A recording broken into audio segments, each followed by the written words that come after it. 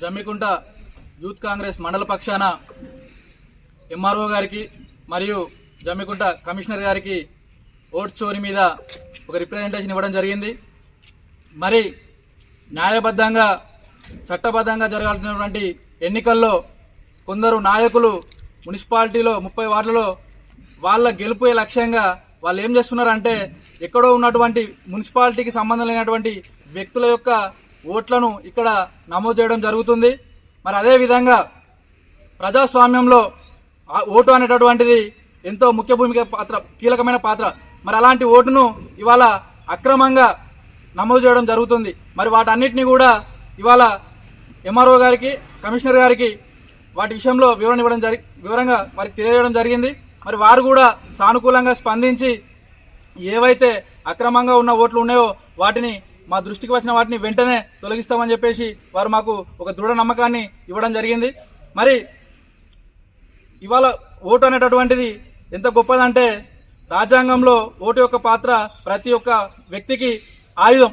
మరి అలాంటి ఆయుధాన్ని రేపు రానున్న రోజుల్లో మున్సిపాలిటీలో న్యాయబద్ధంగా మంచి వ్యక్తిని గెలిపించుకోవాలని, అదేవిధంగా యువకులను మరీ ముఖ్యంగా గెలిపించుకోవాల్సినటువంటి అవసరం ఉందని చెప్పేసి ఈ సందర్భంగా ప్రజలందరికీ తెలియజేస్తా ఉన్నాం.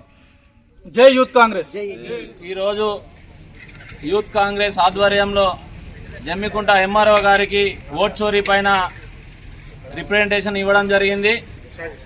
ఓట్ చోరీ గత మున్సిపల్ ఎన్నికల్లో ప్రజాస్వామ్యబద్ధంగా ఎన్నికలు జరగాల్సిన ఎన్నికలు బీఆర్ఎస్ ప్రభుత్వం ఉన్నప్పుడు ఆ విధంగా జరగకుండా బీఆర్ఎస్ కౌన్సిలర్లు అంతా గెలిచి ఆనాడు గద్దెనెక్కడం జరిగింది.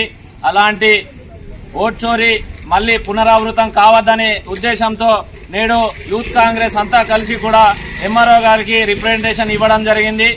ఈ ఓట్ చోరీ ఎలా జరుగుతుంది అనంటే గ్రామీణ ప్రాంతాల్లో నివసిస్తున్నటువంటి వారంతా కూడా జమ్మికుంట పట్టణంలో ఓటు కల్పించుకోవడం, అదేవిధంగా వారు అక్కడ సర్పంచ్ ఎన్నికల్లో అక్కడ ఓటేయడం, ఆ తర్వాత మళ్ళీ మున్సిపల్ ఎన్నికల్లో మున్సిపల్ ఇక్కడ ఓటేయడం, ఇలాంటివి జరుగుతున్నాయని చెప్పేసి ఎంఆర్ఓ గారికి వివరించడం జరిగింది.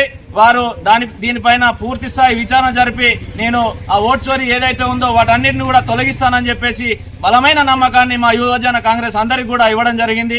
ఎంఆర్ఓ గారికి ప్రత్యేక కృతజ్ఞతలు తెలియజేస్తూ దీనిపైన ప్రజాస్వామ్యబద్ధంగా ఈ ఎన్నికలు జరగాలని చెప్పేసి ఈ యూత్ కాంగ్రెస్ అంతా కోరుకొని నేడు రిప్రజెంటేషన్ ఇవ్వడం జరిగింది. జై హింద్, జై యూత్ కాంగ్రెస్.